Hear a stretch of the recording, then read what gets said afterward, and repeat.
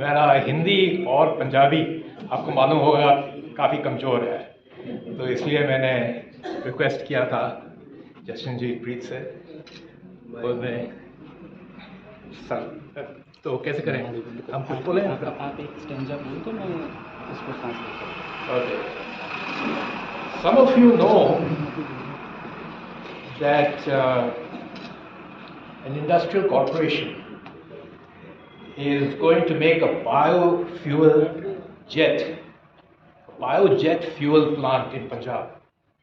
Some of you may have heard the international organization Honeywell has signed a contract to make biofuel jet in Punjab. And this is very vitally important today because of climate change. Biojet fuel will replace fossil fuel, jet fuel, for a jet flight. And it is harnessing carbon energy. It is harnessing carbon energy that is in rice husk. Seshadri जी दस रहे हैं कि एक अंतरराष्ट्री company ने पंजाब दे विच जिहड़ी rice husk हुंदी है, मतलब जिहड़ी अपनी जीरी दी पराली हुंदी है, ਉਹਦੇ ਤੋਂ ਇੱਕ ਜਹਾਜ਼ਾਂ ਦਾ ਜਿਹੜਾ ਬਾਲਣ ਹੁੰਦਾ ਗਾ ਉਹਨੂੰ ਲਾਉਣ ਦਾ ਇੱਕ ਜਿਹੜਾ ਪ੍ਰੋਜੈਕਟ ਹੈ ਉਹ ਇੱਕ ਸਾਈਨ ਕੀਤਾ ਗਾ।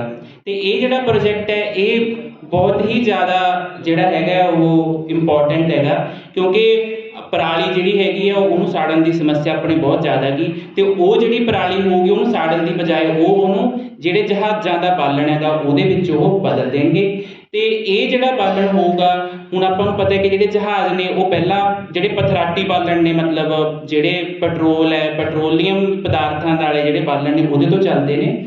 ਇਸ ਕਰਕੇ ਇਹ ਜਿਹੜਾ ਮਤਲਬ ਬਾਲਣ ਬਣੂਗਾ ਇਹ ਬਣੂਗਾ ਇਹਦੇ ਤੋਂ ਆਪਣੀ ਜੀਰੀ ਦੀ ਪਰਾਲੀ ਤੋਂ।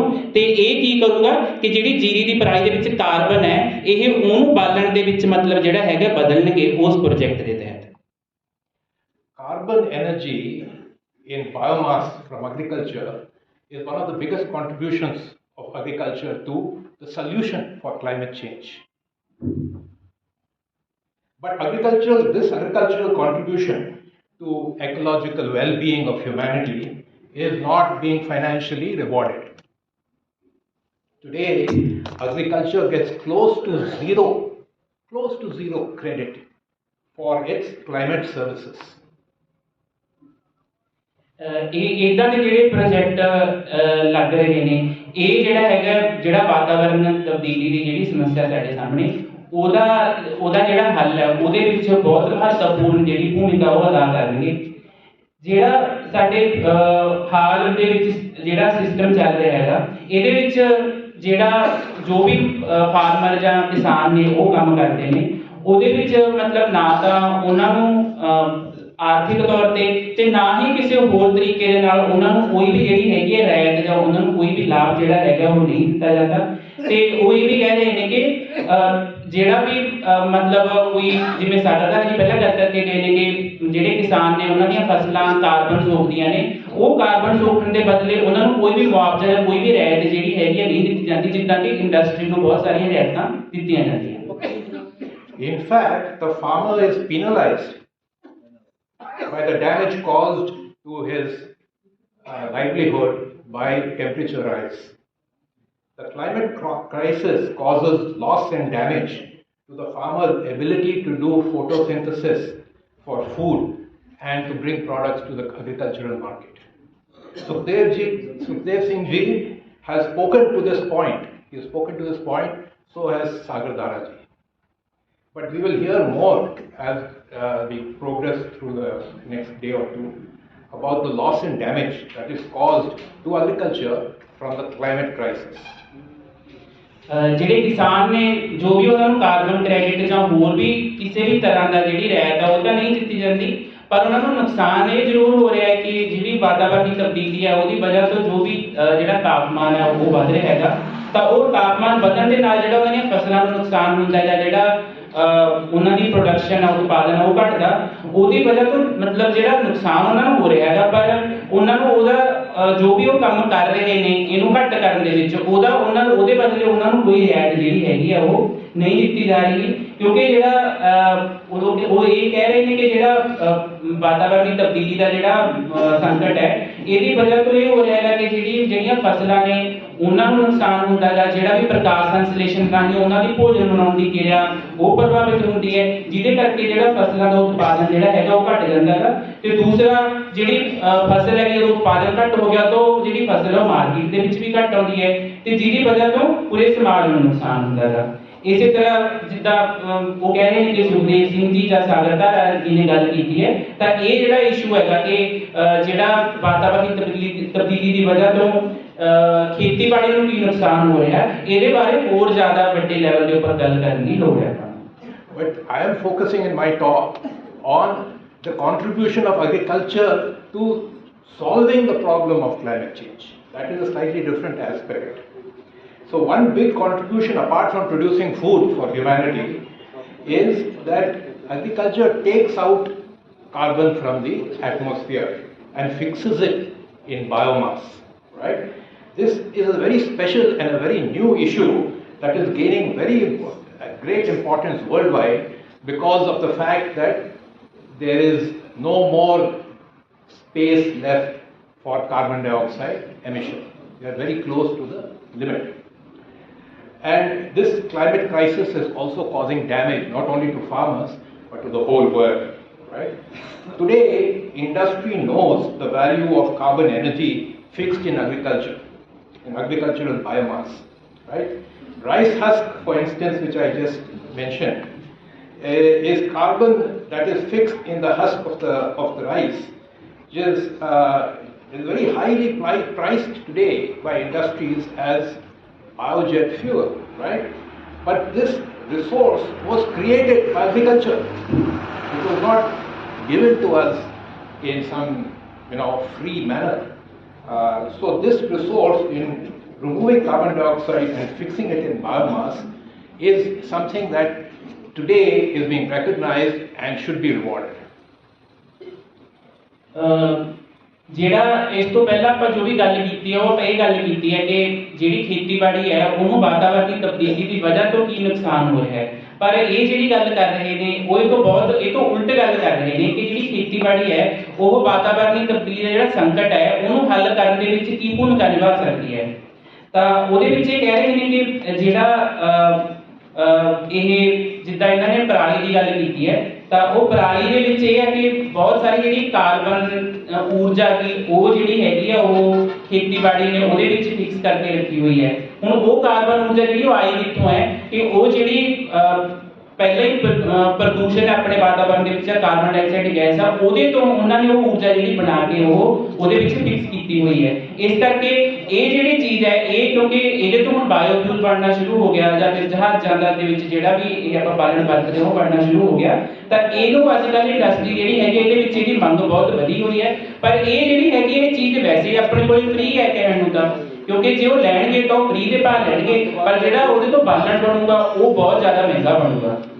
ਇਸ ਕਰਕੇ ਇਹ ਜਿਹੜੀ ਚੀਜ਼ ਹੈਗੀ ਇਹ ਮਤਲਬ ਇਹ ਕਹਿ ਰਹੇ ਨੇ ਕਿ ਇਸ ਤਰੀਕੇ ਨਾਲ ਇਹ ਹੈ ਕਿ ਜਿਹੜਾ ਮਤਲਬ ਫਸਲਾਂ ਨੇਗੀਆਂ ਉਹਨਾਂ ਨੇ ਉਹੀ ਕਾਰਬਨ ਜਿਹੜਾ ਕਿ ਪ੍ਰਦੂਸ਼ਣ ਕਰਕੇ ਇੰਡਸਟਰੀਆਂ ਨੇ ਪਾਇਆ ਆਪਣੇ ਵਾਤਾਵਰਨ ਦੇ ਵਿੱਚ ਉਸੇ ਕਾਰਬਨ ਨੂੰ ਹੀ ਫਿਕਸ ਕਰਕੇ ਜਿਹੜੀ ਮਤਲਬ ਇਹ ਪਰਾਲੀ ਹੈ ਪਰਾਲੀ ਦੇ ਵਿੱਚ ਜੋ ਕਾਰਬਨ ਫਿਕਸ ਹੋਇਆ ਹੈ ਉਹਦੇ ਤੋਂ ਬਹੁਤ ਸਾਰੀਆਂ ਚੀਜ਼ਾਂ ਜਿਹੜੀਆਂ ਹੈਗੀਆਂ ਉਹ ਬਣ ਸਕਦੀਆਂ। With your patience, I'll give you a few numbers.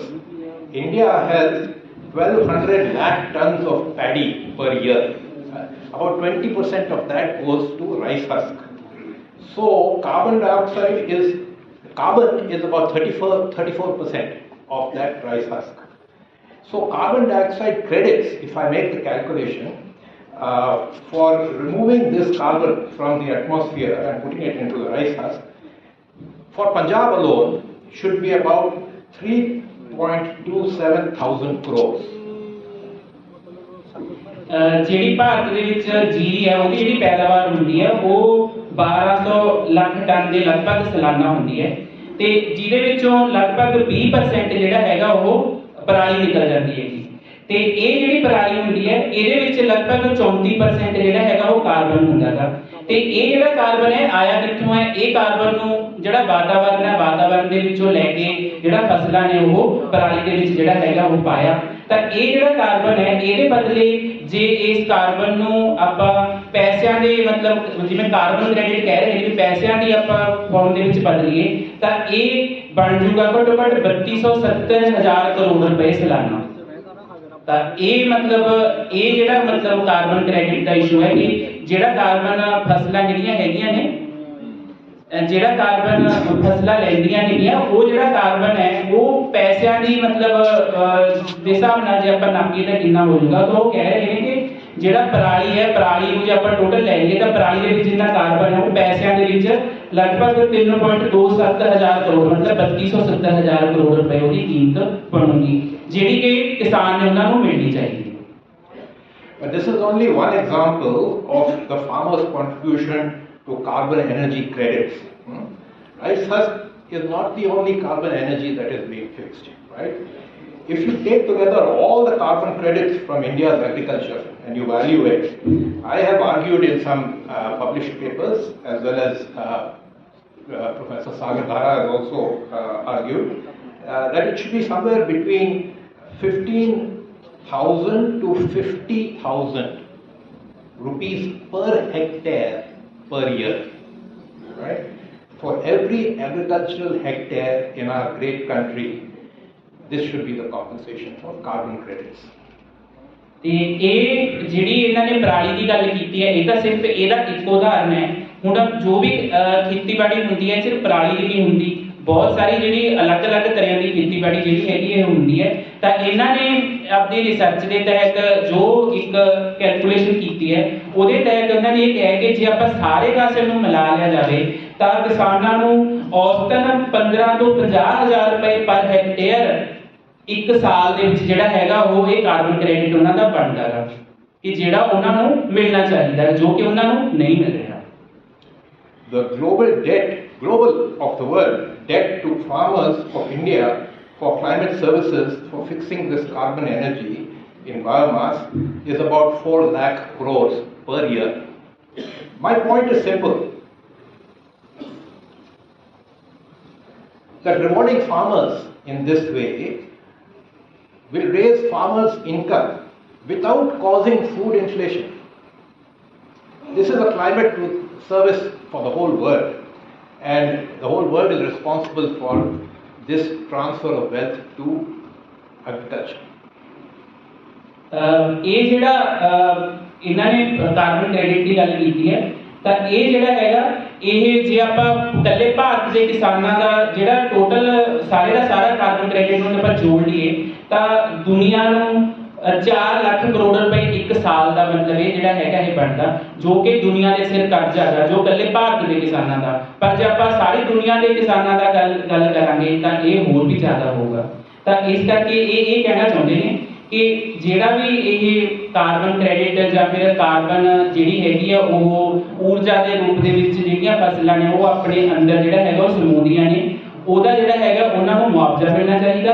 ਤੇ ਇਹ ਜਿਹੜਾ ਮੁਆਵਜ਼ਾ ਹੈਗਾ ਉਹਦੇ ਵਿੱਚ ਇੱਕ ਖਾਸ ਗੱਲ ਇਹ ਹੈ ਕਿ ਇਹ ਜੇ ਮਿਲੂਗਾ ਤਾਂ ਇਹਦੇ ਨਾਲ ਨਾ ਸਿਰਫ ਕਿਸਾਨਾਂ ਦੀ ਆਮਦਨ ਵਧੂਗੀ ਪਰ ਇਹਦੇ ਨਾਲ ਕੀ ਹੈ ਕਿ ਜਿਹੜਾ ਭੋਜਨ ਦੇ ਰੇਟ ਨੇ ਉਹ ਨਹੀਂ ਵਧਣੇ, ਮਤਲਬ ਜਿਹੜੀ ਮੁਦਰਾਸਫੀਤੀ ਹੈ ਉਹ ਨਹੀਂ ਵਧਣੀ ਤੇ ਇਹਦੇ ਨਾਲ ਮਤਲਬ ਜਿਹੜਾ ਹੈਗਾ ਉਹ ਸਾਰੀ ਦੁਨੀਆ ਦਾ ਹੀ ਜਿਹੜਾ ਹੈਗਾ ਉਹ ਭਲਾ ਹੋਣਾ ਕਿ ਜਿਹੜੀ ਵੀ ਮਤਲਬ ਆਪਾਂ ਨੂੰ ਭੋਜਨ ਅਸੁਰੱਖਿਆ ਦੀ ਜਿਹੜੀ ਆਪਾਂ ਗੱਲ ਕਰ ਰਹੇ ਏਜੰਡੇ ਦੇ ਵਿੱਚ ਉਹ ਜਿਹੜੀ ਹੈਗੀ ਉਹ ਦੂਰ ਹੋਊਗੀ।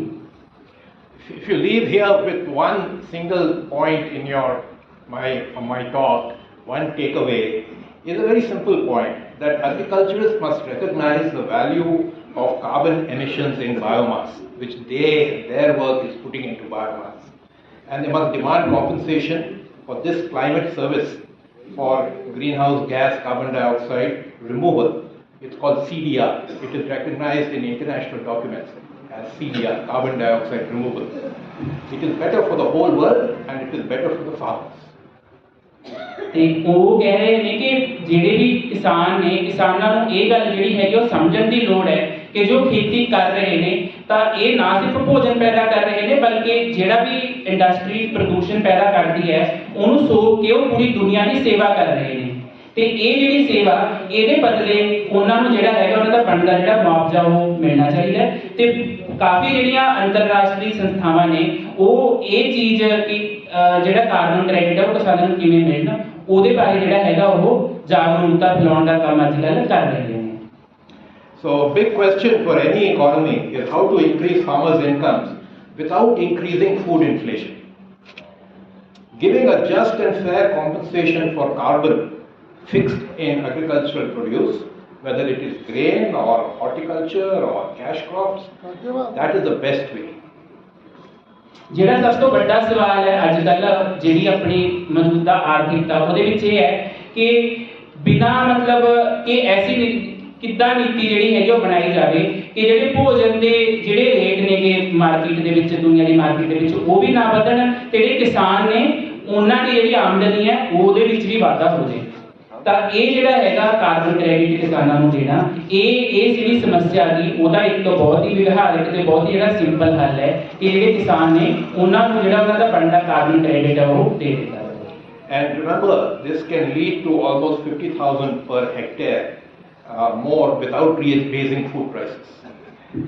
Our economist friends are working on this issue and they will point out other advantages, which is that if you increase the wealth in agrarian economies in rural areas, that whole thing will raise the GDP of the country itself.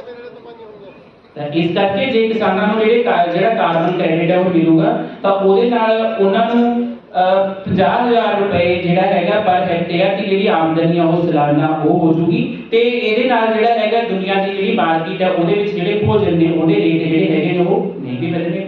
ਦੂਸਰਾ ਇਹ ਗੱਲ ਕਹਿ ਰਹੇ ਨੇ ਕਿ ਕਿਉਂਕਿ ਜਿਹੜੀ ਦੁਨੀਆ ਦੇ ਵਿੱਚ ਜ਼ਿਆਦਾਤਰ ਜਿਹੜੀ ਆਬਾਦੀ ਹੈ ਉਹ ਖੇਤੀਬਾੜੀ ਦੇ ਵਿੱਚ ਹੀ ਲੱਗੀ ਹੋਈ ਹੈ, ਇਸ ਕਰਕੇ ਜੇ ਜਿਹੜੇ ਕਿਸਾਨ ਨੇ ਉਹਨਾਂ ਨੂੰ ਇਹ ਮੁਆਵਜ਼ਾ ਮਿਲੂਗਾ ਤਾਂ ਉਹ ਜਿਹੜੀ ਇੱਕ ਬਹੁਤ ਹੀ ਵੱਡਾ ਤਬਕਾ ਸਾਡੀ ਦੁਨੀਆ ਦਾ ਜਿਹੜਾ ਕਿ ਬਹੁਮਤ ਦੇ ਵਿੱਚ ਹੈ ਉਹਦਾ ਜਿਹੜਾ ਹੈਗਾ ਉਹ ਆਮਦਨੀ ਵਧੂਗੀ ਤੇ ਉਹ ਆਮਦਨੀ ਵਧਣ ਦੇ ਨਾਲ ਜਿਹੜੀ ਸਾਡੀ ਦੇਸ਼ ਦੀ ਜਿਹੜੀ GDP ਹੈ ਉਹਦੇ ਵਿੱਚ ਵੀ ਜਿਹੜਾ ਹੈਗਾ ਉਹ ਵਾਧਾ ਹੋਊਗਾ।